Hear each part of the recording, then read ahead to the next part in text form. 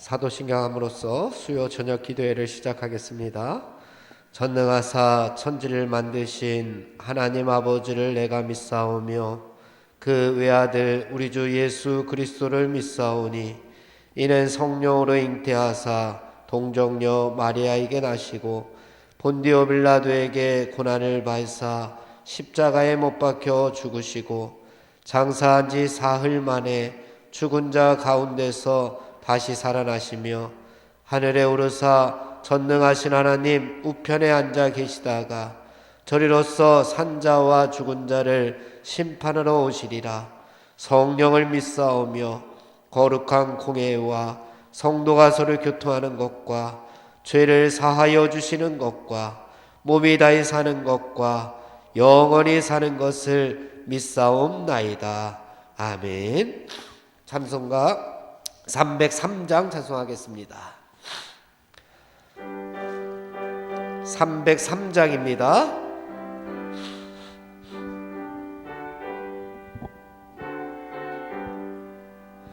날 위하여 십자가에 중한 고통 받으사 대신 죽은 주 예수의 사랑하신 은혜요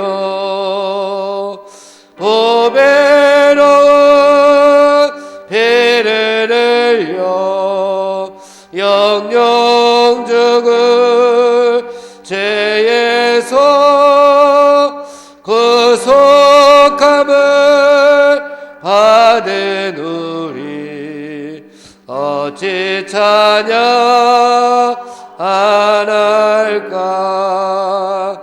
예수 안에 있는 우리 한량없이 즐겁고 주 성령의 위로함이 마음속에 차도다. 천국 음악 소리 같은 은혜로운 그 말씀 끊임없이 듣는 우리 어찌 찬양 안 할까. 이 세상의 모진 풍파 쉬지 않고 불어도 주님 안에 보호받는 우리 마음 편하다. 늘 깨어서 기도하고 저 천국을 바라며 주님만을 기다리니 어찌 찬양 안 할. 3절입니다. 이 세상에 모진 풍파 쉬지 않고 불어도 주님 안에 보호받는 우리 마음 편하다. 늘 깨어서 기도하고 저 천국을 바라며 주님만을 기다리니 어찌 찬양 안 할까. 아멘. 304장 찬송하겠습니다.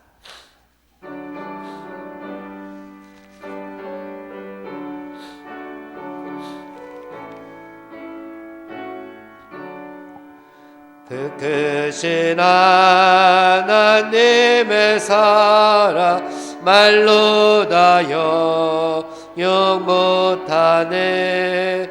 저 높고 높은 별을 넘어 이 낮고 낮은 땅 위에 죄범한 영혼 구하려 그 아들 보내사 화목제물 삼으시고 죄 용서하셨네.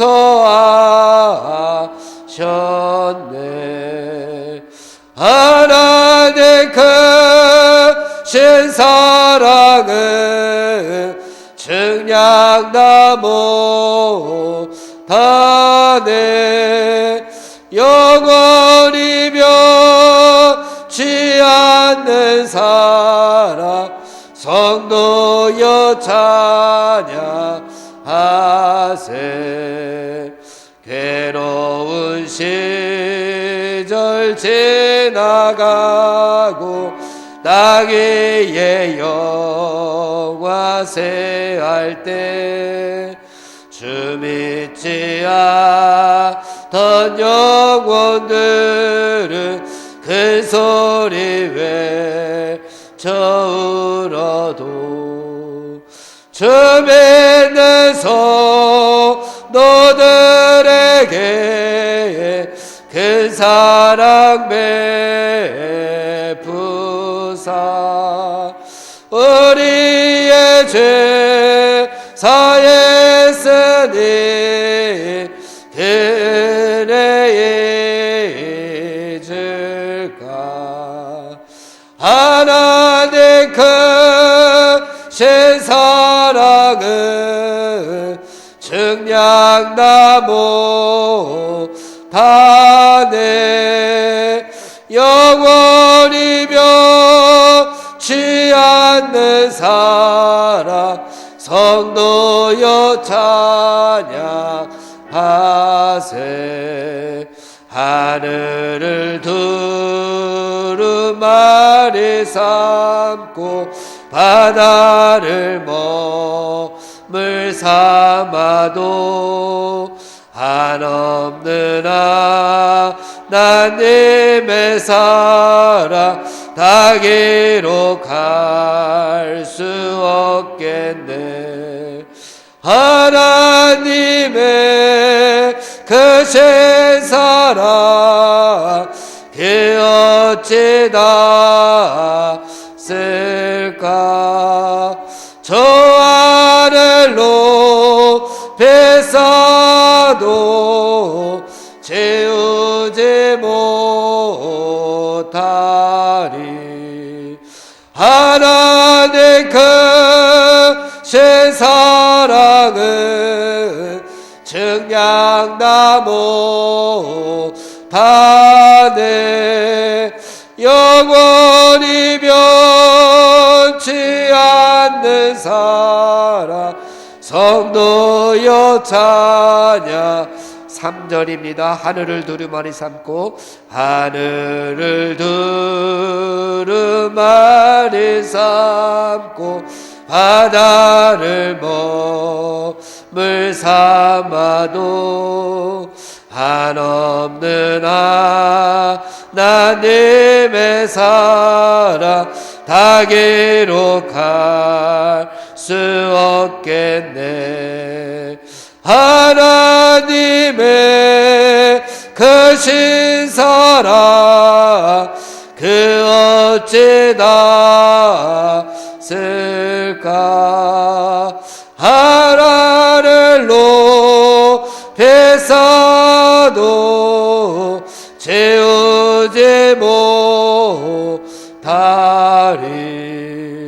하나님 크신 사랑은 측량 다 못하네. 영원히 변치 않는 사랑 성도여 찬양하세. 아멘. 오늘도 말씀의 은혜 받기 위해서 우리 주여 한번 부르고 통성으로 하나님 앞에 기도하겠습니다. 주여,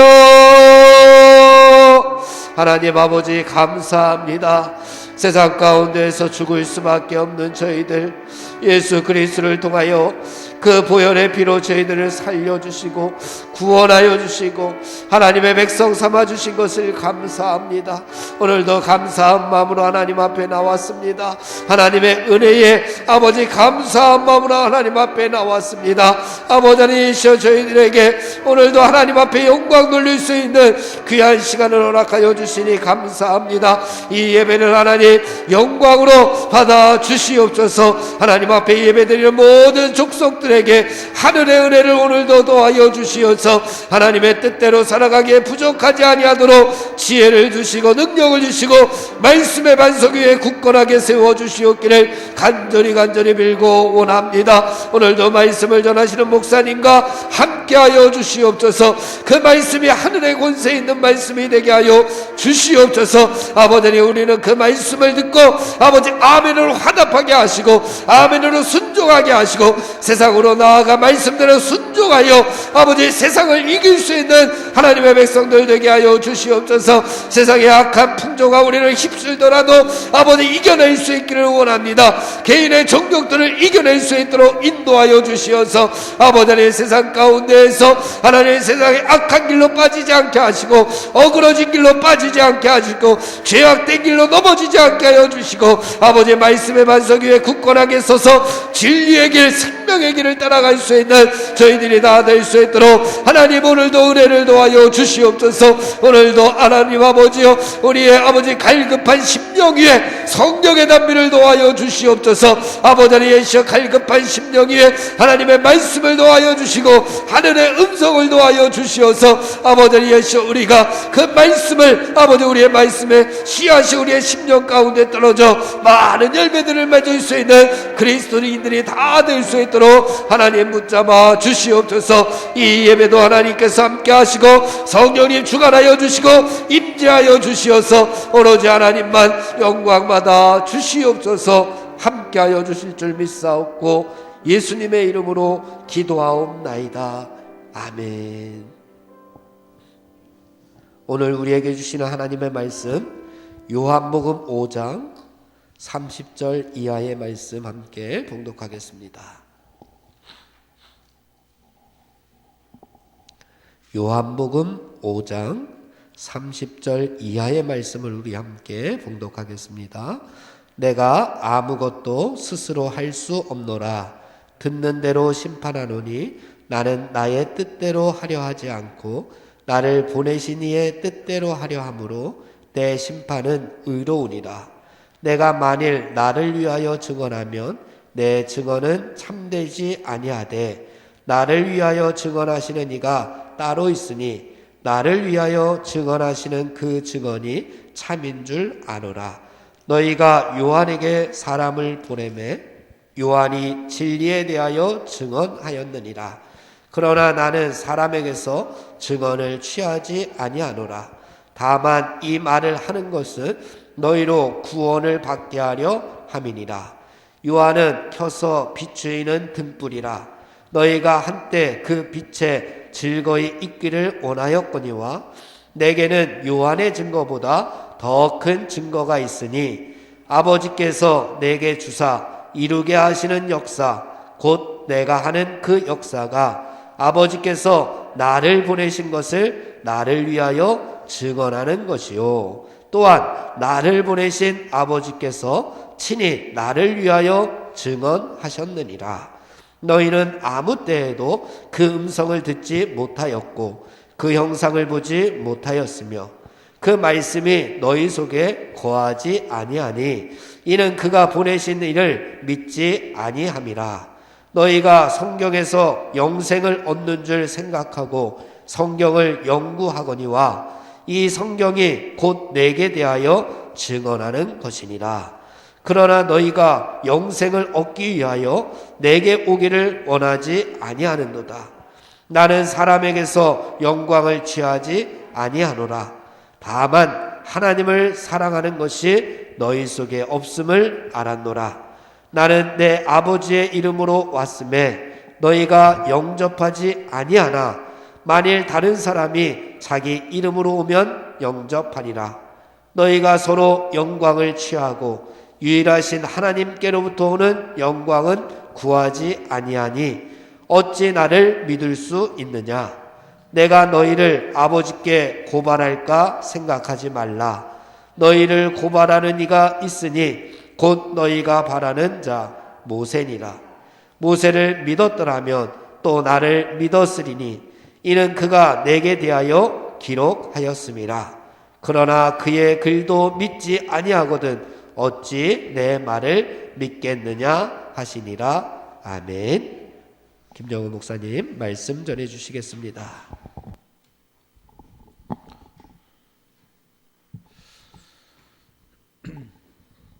우리가 저번 시간에는 예수님이 안식일에 베데스다 연못에서 38년 된 병자를 고치신 사건에 대해서 우리가 생각해 보았습니다.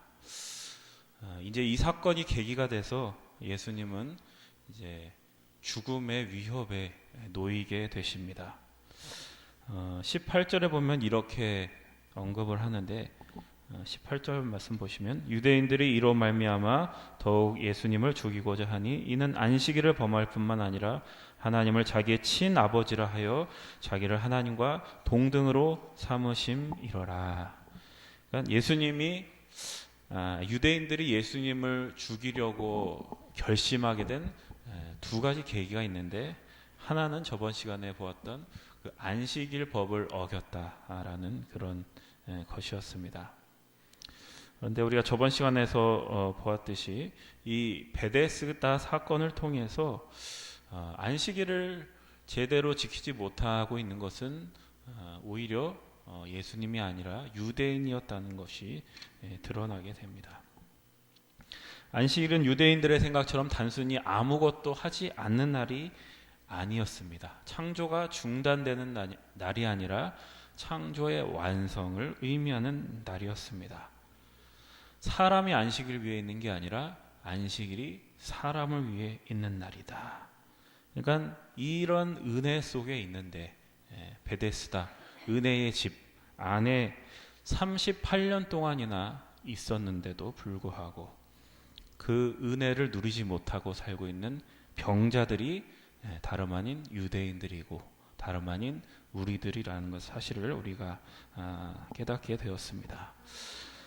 그리고 이제 두 번째 이유, 예수님을 죽이려고 했던 두 번째 이유가 오늘 우리가 살펴보려고 하는 신성모독이라고 하는 죄목이었습니다. 예수님은 이 안식일 문제로 계속 시비를 거는 유대인들에게 이렇게 말씀하셨습니다. 내 아버지께서 이제까지 일하시니 나도 일한다. 그러니까 이 말을 들은 유대인들은 더 화가 나서 더 분노를 합니다. 그러니까 감히 하나님을 자기의 아버지라고 칭했다라는 것이 그 이유였습니다. 우리가 이런 말씀을 읽으면 우리로서는 이 말씀이 잘 이제 이해가 잘 되지 않습니다. 우리는 하나님을 아버지라고 부르는 게 너무나 익숙하기 때문에 유대인들이 왜 저렇게 화를 냈는지 잘 이제 이해가 되지 않습니다. 그런데 우리가 유대인들의 입장에서 본다면 당시에 살았던 유대인들의 입장에서 본다면 그럴 만도 합니다. 유대인들에게 있어서 하나님은 어떤 존재냐? 가까이 다가갈 수 없는 거룩한 존재. 그게 바로 하나님입니다. 그래서 하나님의 이름을 감히 함부로 쓰지도 못하고 함부로 부르지도 못했습니다. 유대인들에게 하나님은 창조주이시고 인간은 피조물입니다. 그러니까 그 하나님과 인간 사이의 관계에서는 넘어갈 수 없는 선이 있는 것이고 넘어갈 수 없는 경계가 또 좁힐 수 없는 거리가 있는 것입니다. 물론 이러한 하나님에 대한 생각이 이제 잘못되었다라고 얘기하는 게 아닙니다. 그런데 유대인들은 모르지만 우리는 아는 사실, 그것이 바로 예수님에 대한 믿음입니다. 우리는 예수님께서 인간으로 오신 하나님이라는 것을 이미 알고 있고 하나님이 우리를 구원하시기 위해 자신의 아들이신 예수 그리스도를 우리에게 보내셨다는 사실을 믿고 있습니다. 그러니까 우리가 이것을 믿는다는 얘기는 하나님 쪽에서 먼저 하나님과 인간 사이에 있는 경계와 선을 넘어오셨다라는 겁니다. 그것을 우리는 믿는 사람들입니다. 그 경계와 선을 넘어오신 하나님을 믿는 것이 바로 예수 그리스도를 우리의 하나님으로 고백하는 것입니다. 그러니까 우리의 입장에서는 예수님이 하나님을 자신의 아버지로 고백한다라고 하는 것이 전혀 문제될 것이 없습니다. 그러나 유대인들에게는 그렇지 않다라는 것이죠. 유대인들에게 이런 생각들은 상상도 할 수 없는 일들입니다. 그래서 하나님을 아버지라고 부르는 예수님의 발언이 유대인들에게는 어떻게 보였느냐? 자기 자신을 하나님처럼 신격화하는 것처럼 보일 수밖에 없었다라는 겁니다.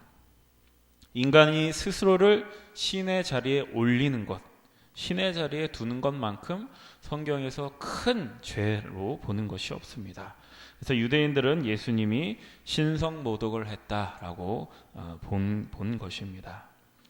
그래서 오늘 본문은 바로 이러한 신성모독에 대한 그 예수님의 반응, 예수님의 응답을 그 내용으로 하고 있습니다. 그래서 19절부터 47절까지가 바로 그 예수님의 응답이 되는 이야기입니다. 근데 이 19절 말씀에 보면은 예수님은 우리의 예상과는 좀 달리 좀 뜻밖의 얘기를 하십니다. 19절 말씀만 봉독하겠습니다.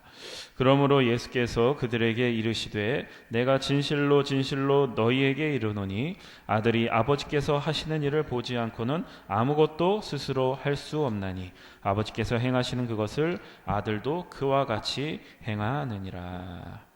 아멘. 지금 유대인들은 예수님이 스스로를 신격화하고 있다고 지금 여기고 있습니다. 근데 예수님은 뭐라고 얘기하시냐? 뭐라고 응답하시냐? 아들이 아버지께서 하시는 일을 보지 않고는 아무것도 스스로 할 수 없다. 할 수 없나니 이렇게 얘기하십니다.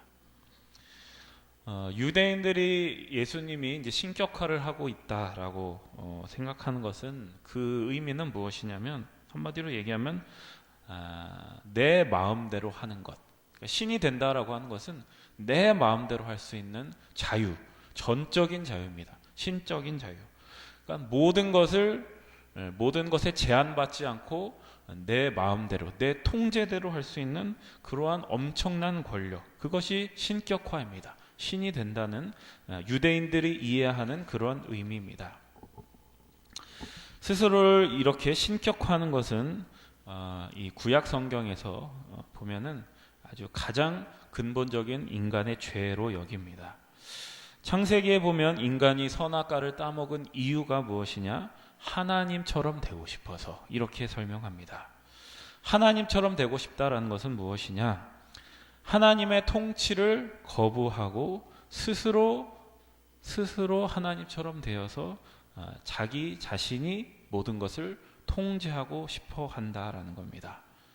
그러니까 인간의 죄는 하나님이 없어도 되는, 또 하나님을 신뢰하지 않아도 되는, 그 통치 안에 없어도 되고 자기의 힘으로 모든 것을 컨트롤할 수 있는 그러한 세상을 꿈꾸는 게 바로 인간의 죄라고 설명하고 있습니다. 그런데 생각해 보면 이런 모든 것이 가능한 것은 사실 하나님이 인간에게 하나님을 거부할 수 있는 자유를 허락하셨기 때문입니다. 인간이 하나님을 배신할 수 있는 것은 하나님이 그것을 허용하셨기 때문입니다. 하나님은 우리를 자신의 형상으로 만드시고 인격적인 관계를 맺으시겠다라고 말씀하십니다. 이것은 무엇이냐면 하나님이 우리를 힘으로 강제하지 않으시고 힘으로 제압하지 않으시고 언약을 맺으시면서 우리와의 관계를 이어가신다라는 겁니다. 그러니까 하나님은 인간에게 에덴 동산 바깥에서, 그러니까 하나님과 분리되어서 스스로를 신처럼 여기며 살 수 있는 그러한 공간을 열어 놓으셨다라는 겁니다. 그러니까 이게 하나님이 허용을 하셨습니다. 그렇기 때문에 이렇게 에덴 동산 바깥에서 하나님과 분리된 채 살아가는 것, 그것이 바로 인류의 역사이고 또 이스라엘의 역사라고 할 수 있습니다. 그 역사는 우리가 알다시피 당연히 실패의 역사였습니다. 하나님 없는 인간이, 하나님과 분리된 인간이 실패할 수밖에 없다라는 것을 역사는 계속해서 보여주고 있습니다. 사실은 이러한 실패도 우리가 생각을 해보면 하나님이 우리에게 그것을 허용하셨기 때문에 있는 하나님의 은혜 안에 있는 것입니다. 하나님 자신을 거부하는 것까지 허용하신 그런 은혜 가운데 있기 때문에 그러한 우리에게 실패도 있다라는 겁니다. 그래서 인간 역사의 교훈은 무엇이냐? 인간은 역사를 통해서 어떠한 것도 배우지 못한다라고 하는 것이 역사의 가장 중요한 교훈입니다. 우리가 구약의 역사를 보면은 회개를 해도 또다시 우상을 또 만들고, 또 잠깐 또 개혁을 해도 또 다시 우상을 섬기는 그러한 반복되는 역사를 우리가 볼 수 있습니다. 그래서 하나님께서 이 반복되는 실패의 고리를 완전히 끊어내고 새로운 길을 만드셨던 겁니다. 하나님께서 스스로 이 역사의 한복판에 인간의 몸으로 오셔서 인류를 위해서 이전과는 전혀 다른 새로운 기회를 창조하신, 그것이 바로 예수 그리스도입니다. 예수 그리스도를 통해 새로운 길이 열렸고 또 새로운 인류가 탄생하게 된 것입니다. 그런데 지금 우리들은 이것을 이제 알지만, 우리들에게는 신약 성경이 있지만 유대인들에게는 지금 구약 성경밖에 없습니다. 그래서 유대인들이 이런 것들을 알 턱이 없습니다. 예수님도 그것을 알고 계셨습니다. 그렇다면 왜 예수님은 굳이 이런 이야기들을 유대인들에게 지금 하고 계시는 걸까? 그것은 이제 나중을 위해서입니다. 유대인은 결국 예수님이 십자가를 통과하시고 나서야, 그때서야 예수님이 누구신지, 또 예수님이 지금 하신 말씀이 어떤 말씀인지를 이해할 수 있게 될 것입니다. 그래서 지금 이 유대인들은 예수님의 말씀을 완전히 이해할 수 없고 이제 완전히 오해하고 있는 것입니다. 그래서 예수님은 하나님을 아버지라고 부른다는 것의 의미를 그 유대인들의 이해와는 완전히 다르게 이렇게 해석하는 겁니다. 내가 하나님을 아버지라고 부르는 것은 나를 신격화하는 것이 아니라 무엇이냐? 아버지가 하신 그대로를 따라서 순종하는 것이다. 지금 이렇게 말씀하고 계시는 겁니다. 30절 이하의 말씀에도 비슷한 이야기가 계속 이어지는데요. 우리 30절에서 32절까지 봉독합니다. 내가 아무것도 스스로 할 수 없노라. 듣는 대로 심판하노니 나는 나의 뜻대로 하려 하지 않고 나를 보내신 이의 뜻대로 하려 함으로 내 심판은 의로우니라. 내가 만일 나를 위하여 증언하면 내 증언은 참되지 아니하되 나를 위하여 증언하시는 이가 따로 있으니 나를 위하여 증언하시는 그 증언이 참인 줄 아노라. 30절 중간에 보시면 나는 나의 뜻대로 하지 않고 나를 보내신 이의 뜻대로 하려 함으로, 그러니까 이 말씀을 보면 예수님께서 지금 뭔가 자제하고 계신다라는 것을 여러분 느끼실 수 있을 겁니다.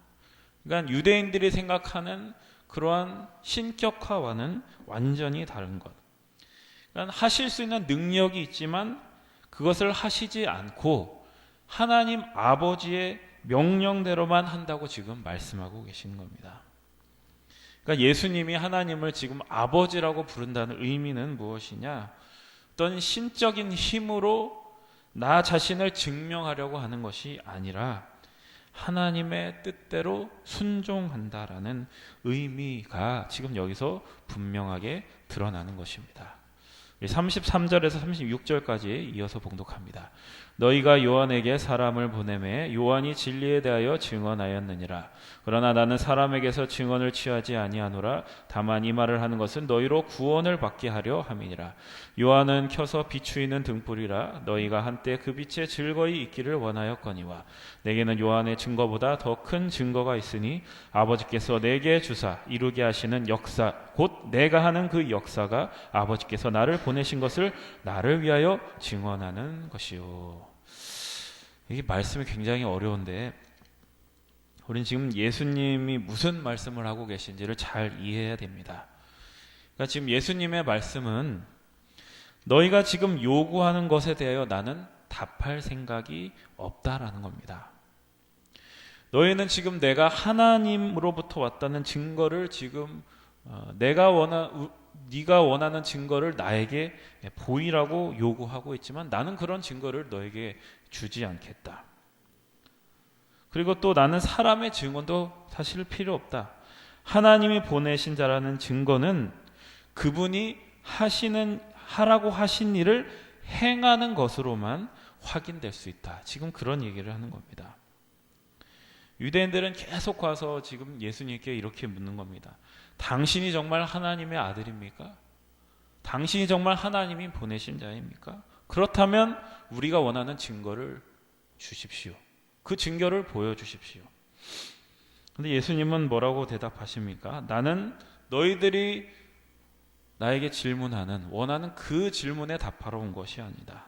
내가 온 목적은 오직 하나, 하나님께서 나를 보내신 하나님께서 나에게 명령하신 그 일을 따라 하는 일이다. 지금 이렇게 얘기하는 것입니다. 너희들이 기대하는 방식으로 나를 증명할 생각은 없다라고 얘기하고 계십니다. 지금 이 유대인들이 예수님께 계속 시비를 거는 것처럼 예수님에게 다가온 그 존재가 바로 사탄입니다. 이 마태복음 4장에 보면 사탄이 예수님을 시험하시는 장면이 나옵니다. 그 예수님이 세 가지 시험을 당하시는데 이 세 가지 시험이야말로 오늘 본문에서 예수님이 유대인에게 도전을 받으신 자기 증명에 대한 요구가 잘 드러나고 있는 하나의 사례입니다. 예수님께서 40일 동안 금식하셨을 때에 사탄이 나타나서 뭐라고 얘기를 했습니까? 네가 만일 하나님의 아들이거든 이 돌들을 명하여 떡이 되게 하라. 이렇게 시험합니다. 또 사탄은 예수님을 성전 꼭대기에 세운 다음에 네가 만일 하나님의 아들이거든 뛰어내려라. 그러면 천사들이 너를 받들어 발이 돌이 부딪히게 않게 하리라. 이렇게 얘기합니다. 마지막 시험은 사탄은 예수님을 높은 산에 데려가 세상 모든 나라와 그 영광을 보여주면서 네가 나를 경배하면 이 모든 것을 너에게 주겠다. 이렇게 유혹합니다. 그런데 이 세 가지 시험은 사실 한 가지 의도로부터 나온 것입니다. 사탄은 지금 무엇이냐? 예수님을 하나님으로부터 떼어놓아서 하나님이 예수님을 보내신 자리에서 지금 이탈시키려고 하는 것입니다. 마치 창세기에서 뱀이 아담과 하와를 유혹한 그 의도와 정확하게 일치하는 것입니다. 예수님은 하나님을 이루려고 지금 오신 분인데 지금 사탄은 어떻게 하려고 하고 있냐? 그 예수님께 하나님으로부터 독립하여서 너 자신을 증명해 보라고 지금 우리를 요구하고 있는 것입니다. 그래서 이러한 측면에서 이 세 가지 시험은 사실 동일한 시험입니다. 돌을 떡으로 만들라라고 하는 것은 예수님이 하나님이라는 예수님의 신성은 증명할 수 있을지 모르겠지만 하나님이 예수 그리스도를 통해서 이 땅에 하려고 하시는 일과는 무관하다라는 겁니다. 하나님이 예수 그리스도를 통해 예수 그리스도를 보내셔서 이 땅에 하시려는 일은 무엇이냐? 나 자신을 증명하는 일이 아니라 아버지께서 예수님께 주신 자들을 단 한 사람도 잃어버리지 않고 모두 구원하려고 하는 일이었습니다. 예수님 자신을 증명하는 일은 하나님께서 맡기신 일이 아니었습니다. 물론 우리들이 이런 말씀을 보면 이런 생각이 듭니다. 아니, 오히려 예수님께서 자신을 증명한다면 그런 방식이 오히려 더 효과적이고 더 효율적이지 않을까. 누가 잘못하면 바로 그냥 하늘에서 벼락이 치고, 누가 잘하면 하늘에서 바로 상이 내려오고, 또 신자들에게 어려운 일이 생기면 바로 기적 같은 일이 일어나서 그 문제가 다 해결된다면 모든 사람들이 예수님을 하나님으로 인정하고 하나님을 하나님으로 인정하고 그런 일들이 일어나지 않을까. 그것이 더 효율적이고 더 맞는 일이 아닐까, 이런 생각이 드실 수 있습니다. 그러나 그런 일은 일어나지 않습니다. 하나님이 이렇게 일하시지 않는 것은 사람이 기적을 경험한다고 해서 위대해지지 않기 때문에 그렇습니다. 사람이 기적을 본다고 해서 사람이 하나님 앞에 항복하고 하나님 말씀 앞에 순종하는 것이 아니기 때문에 그렇습니다. 이것이 성경에서 계속 증언하는 것이고 인류의 역사가 우리에게 보여주고 있는 것입니다. 그래서 예수님은 사실 우리를 설득하러 오시는 것이 아닙니다. 예수님 우리를 설득하려고 하시는 것이 아니라 우리를 대신하여 죽으러 오신 겁니다. 예수님은 우리에게 자신을 증명해서 우리를 이해시키려고 하거나 우리를 감동시키려고 하지 않습니다. 왜냐하면 그렇게 하려고 해도 우리가 그것을 알아듣지 못하기 때문입니다. 어떻게 해도 알아듣지 못하는 우리들 때문에, 우리의 무지함 때문에, 우리의 어두움 때문에 예수님께서 우리에게 오실 수밖에 없었던 겁니다. 베데스다 연못에서 38년 동안 있는데도 은혜가 무엇인지를 모르는 맹인이 바로 우리들의 모습인 겁니다. 어떻게 해도 알아듣지 못하는 그 우리들 때문에 예수님이 오시고 우리의 죄를 대신해서 죄값을 치르신 겁니다. 그래서 오늘 말씀의 36절에 보면 이런 얘기가 있습니다. 아버지께서 내게 주사 이루게 하시는 역사, 곧 내가 하는 그 역사라고 하는 표현은 바로 예수님이 죽으시는 일, 십자가에서 죽으시는 일을 이야기합니다. 예수님은 우리를 설득하지 않으시고 예수님은 우리를 위해 죽으심으로 아버지께서 자신을 보내셨다라는 것을 증명하고 계신 겁니다. 그러니까 예수님은 지금 이러한 방식 외에 나는 어떠한 것으로도 내가 하나님임을 증명하지 않겠다, 지금 이렇게 말씀하십니다. 그렇다면 또 이런 생각이 듭니다. 그렇다면 예수님께서 행하신 그 수많은 기적들과 이적들은 무엇을 말하는 것일까? 그것은 그것을 통해서 무엇을 하고자 하는 것이 아니라, 자신을 증명하고자 하는 것이 아니라 예수 그리스도의 죽으심으로 거듭난 자들이 나중에 그것을 기억하여 그 과거를 회상하여 깨달을 수 있도록 하시기 위해서 예수님께서 앞서 일하신 것이라는 겁니다. 예수님이 하신 일들은 예수님을 따라다니면서 그 기적들을, 수많은 기적들을 보고 체험한 제자들도 그것들을 다 이해하지 못했습니다. 예수님이 잡혀갔을 때 예수님 제자들은 다 도망갔고, 예수님이 돌아가시자 이 제자들은 다시 고기 잡는 일, 자신의 원래 있던 자리로 다 돌아갔습니다. 제자들은 예수님이 부활하신 이후에야 다시 돌아왔습니다. 이 부활이라는 사건이 정말로 실제로 역사 속에 이루어지고 나서야 그때 예수님께서 우리에게 하셨던 말씀, 그때 예수님께서 우리에게 베푸셨던 기적이 이런 것이었구나라고 깨닫게 된 것입니다. 39절 말씀을 보십시오. 39절 봉독합니다. 너희가 성경에서 영생을 얻는 줄 생각하고 성경을 연구하거니와 이 성경이 곧 내게 대하여 증언하는 것이니라. 유대인들이 그렇게 자랑스럽게 생각했던 율법, 그리고 모세, 성경, 이것 자체가 깨닫게 해주는 것이 아니다라고 얘기하는 겁니다. 눈이 떠져야 되는 겁니다. 거듭나야 되는 겁니다. 눈이 떠지고 거듭난 후에야 우리에게 예수님이 증명이 되고 하나님께서 예수님을 보낸 것이 증명이 될 수 있는 겁니다. 아, 이것이었구나. 예수 그리스도가 이런 분이셨구나. 성경의 기록이 이런 것을 얘기하는 거구나. 이렇게 나중에서 깨닫게 된다. 그 전에는 우리가 모른다라는 것을 지금 얘기하는 겁니다. 예수님께서는 당신을 증명해 보이라는 그 사람들 앞에서 자신을 내세우지 않습니다.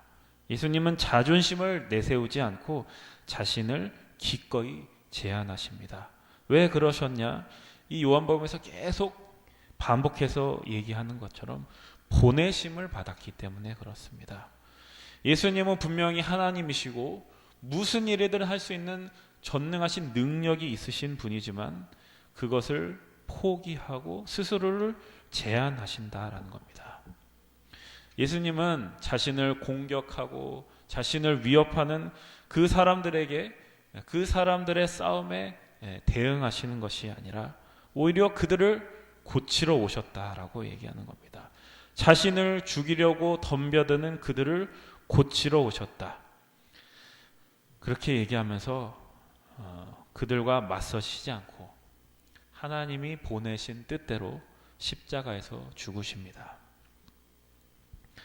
하나님은 이처럼 사람을 살리고 고쳐내는 것으로 자신을 증명하시는 분이다라는 것이 바로 오늘 우리가 본문에서 놓쳐서는 안 될 중요한 메시지인 것입니다.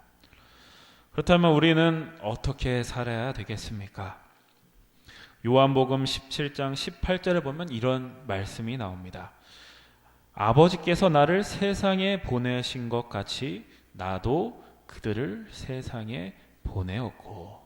그러니까 예수님의 말씀입니다. 아버지께서 예수님을 세상에 보내셨듯이 나도 예수님도 우리들을 세상에 보내셨다라는 겁니다. 그러니까 우리도 예수님처럼 그렇게 보내심을 받았고 보내심을 받은 자로서 우리는 부르심을 받았고 그래서 우리는 그 부르심에 맞게 살아야 한다라는 겁니다. 예수님께서 이 세상을 사셨던 그러한 방식대로 사는 것이 바로 우리 성도들의 삶이 되어야 됩니다. 우리가 예수님을 믿는 사람이라면 우리는 예수님처럼 세상의 방식대로 나를 증명하는 것이 아니라 예수님이 가셨던 길, 그 죽으심, 그 십자가를 통해서 세상에 우리를 증명해야 된다라는 겁니다. 그래서 성경이 우리에게 요구하는 것이 때로는 너무 이해가 안 되고 말이 안 되는 겁니다. 오른편 뺨을 때리거든 왼쪽 뺨을 내밀어라. 내 원수가 줄이거든 먹여라. 이러한 요구들을 우리에게 요구하는 이유가 바로 이것입니다. 여러분, 우리는 하나님으로부터 보냄을 받은 사람이라는 것을 명심하시기 바랍니다. 여러분, 세상에 도전이 여러분들에게 닥쳐와도 세상의 방식대로 그들과 맞서지 마십시오. 우리는 우리의 싸움이 있고 우리의 방식대로 싸워야 됩니다. 그것이 예수 그리스도가 우리에게 보여주신 길이며 예수 그리스도가 우리에게 보여주신 싸움의 방식이라는 것을 여러분을 깨달으시고 세상의 싸움이 아니라 우리 그리스도인의 싸움에서 승리하시는 여러분들의 인생이 다 되시기를 축복합니다. 기도하겠습니다.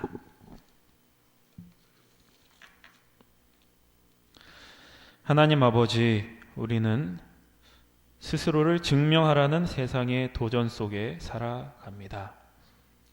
세상의 조롱 속에서 매일 지기만 하는 것 같아서 때로는 분하고 억울할 때도 많이 있습니다. 그러나 하나님께서 먼저 우리보다 앞서 그 길을 걸으셨습니다. 자기 자신을 증명하는 싸움이 아니라 우리의 생명을 살리기 위한, 우리를 구원하시기 위한 싸움을 하셨습니다. 십자가에서 부활을 만드심으로 끝내 그 싸움에서 승리하셨습니다. 그리고 우리들도 그러한 싸움에 동참하는 자들로 보내심을 받았습니다. 이 싸움은 승리가 약속되어 있는 명예로운 싸움입니다. 그러니 저희들 사탄의 유혹에 빠지지 않게 하여 주시고 하나님께서 우리에게 보내신 그 자리에서 담대하게 싸우는 저희들의 인생이 되게 하여 주옵소서. 예수님의 이름으로 기도드립니다. 아멘.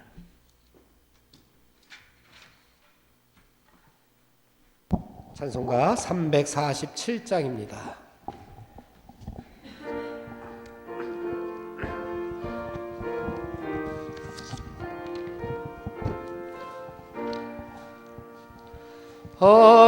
허락하신 새 땅에 들어가려면 마음의 준비 다하여 힘써 일하세. 여호수아 본받아 앞으로 가세. 우리 거할 처소는 주님 품일세. 시험할 난당에도 나시 말고서 맘의 걱정 버리고 힘써 일하세. 여호수아 본받아 앞으로 가세. 우리 거할 처소는 주님 품일세. 앞서가신 예수님 바라보면서 모두 마음을 아파요 힘써 일하세. 여호수아 본받아 앞으로 가세. 우리 거할 처소는 주님 품일세. 일할 곳이 아직도 많이 있으니 담대하게 나가서 힘써 일하세. 여호수아 본받아 앞으로 가세. 우리 거할 처소는 주님 품일세.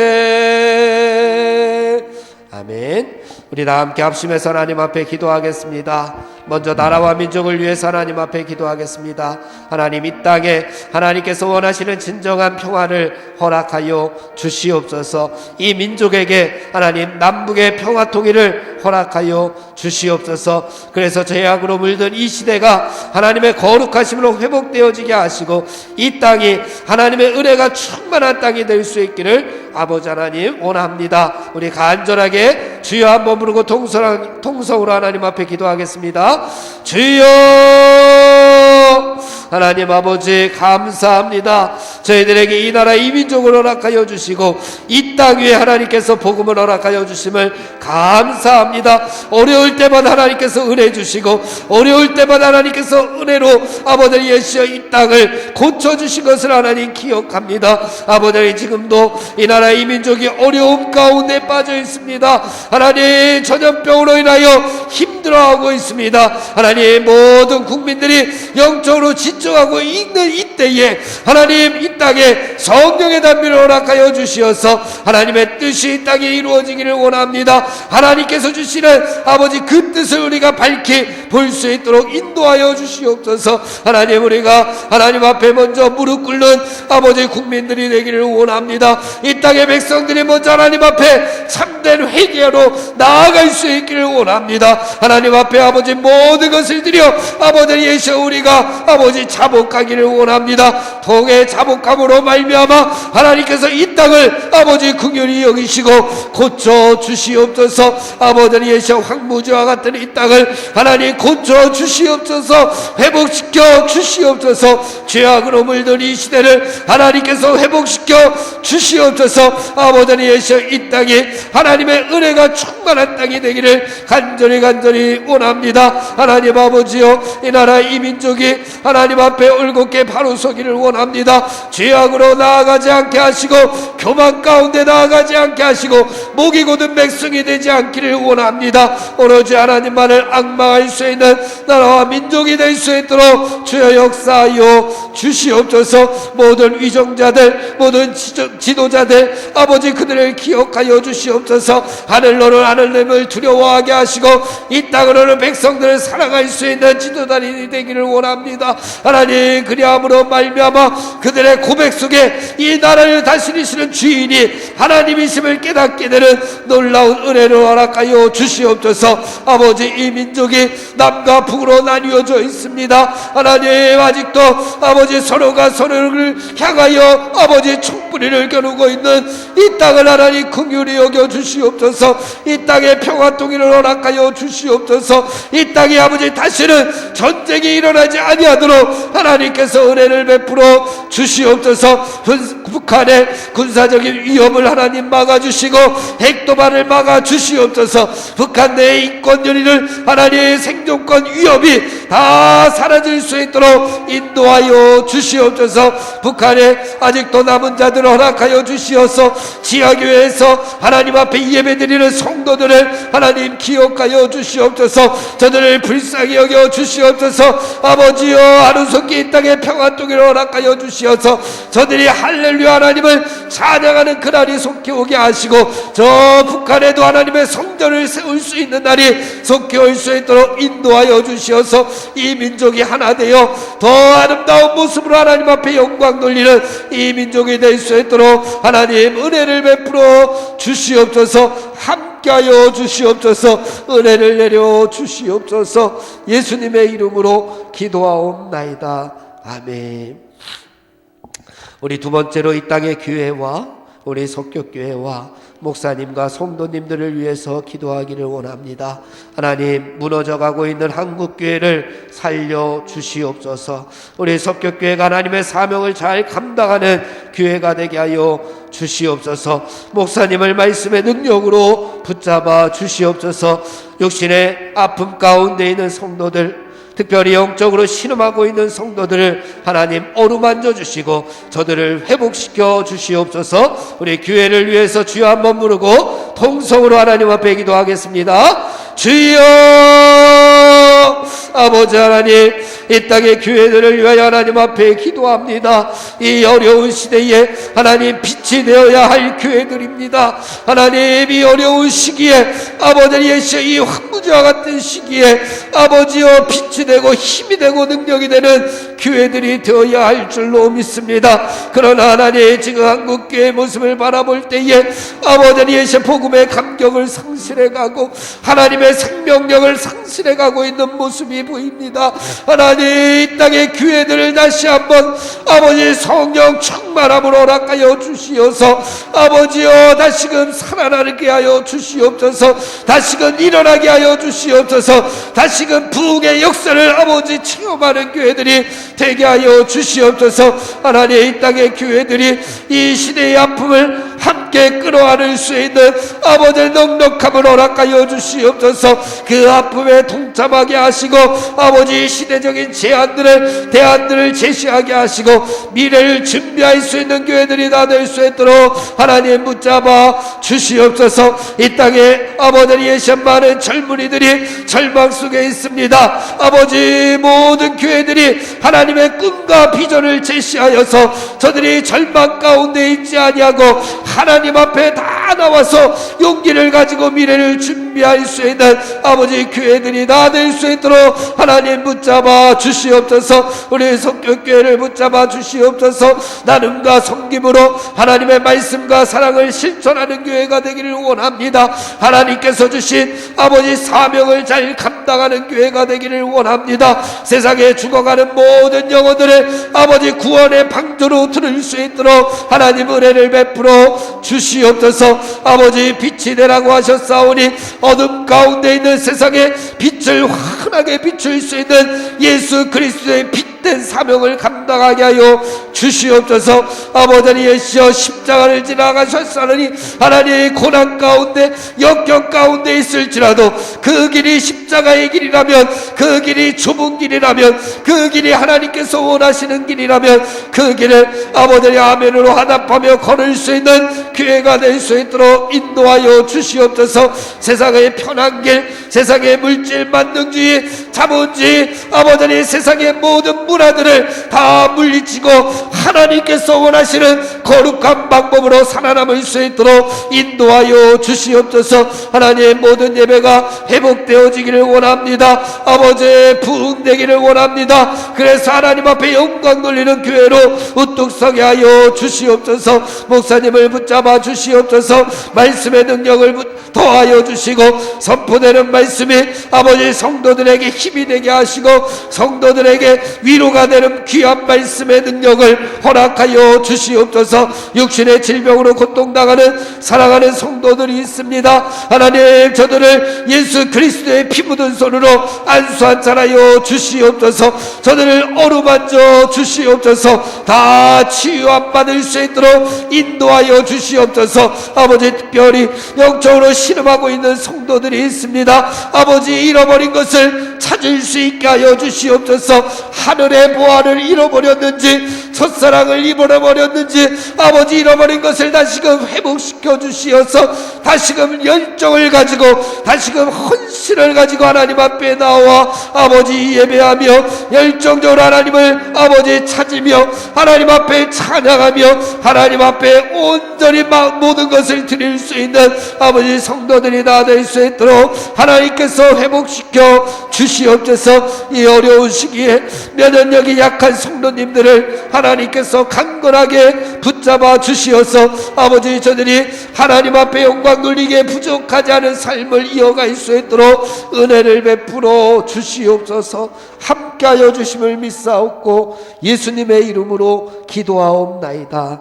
아멘. 우리 마지막으로 우리 가족과 우리 자녀들과 우리 개인의 기도의 제목을 놓고 하나님 앞에 기도하기를 원합니다. 하나님 먼저 병든 우리의 심령을 하나님 고쳐 주시옵소서.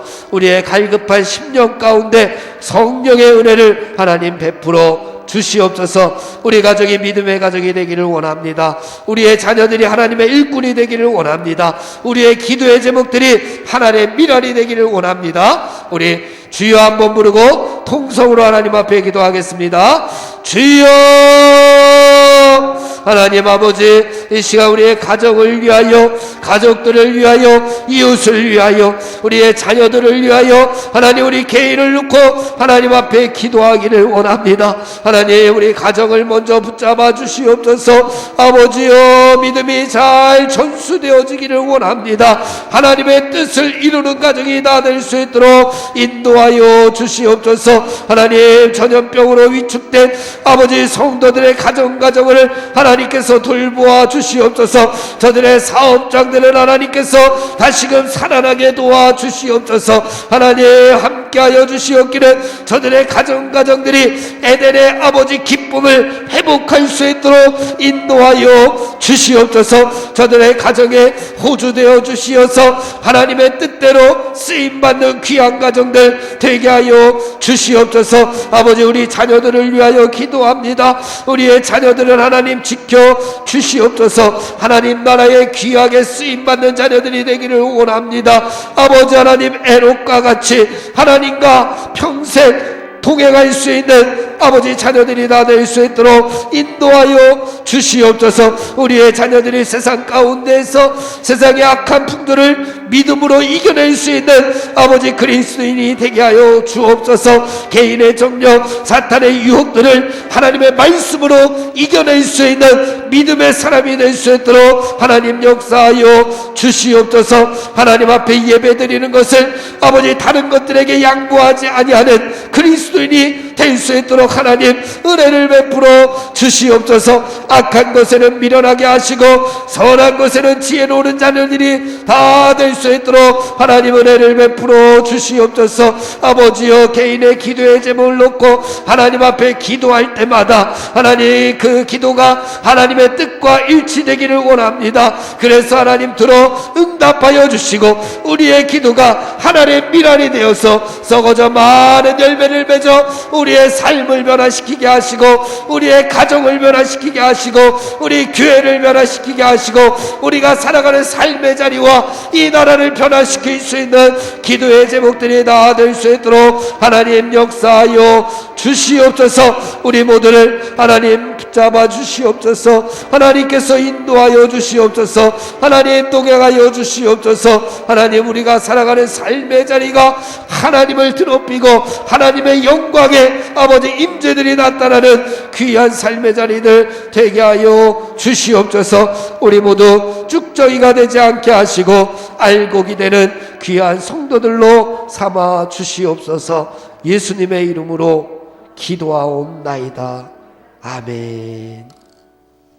주님의 기도 다 함께 드리겠습니다. 하늘에 계신 우리 아버지여, 이름이 거룩히 여김을 받으시오며 나라에 임하옵시며 뜻이 하늘에서 이룬 것 같이 땅에서도 이루어지이다. 오늘날 우리에게 일용할 양식을 주옵시고 우리가 우리에게 죄 지은 자를 사하여 준 것 같이 우리 죄를 사하여 주옵시고 우리를 시험에 들게 하지 마옵시며 다만 악에서 구하옵소서. 대개 나라와 권세와 영광이 아버지께 영원히 있사옵나이다. 아멘.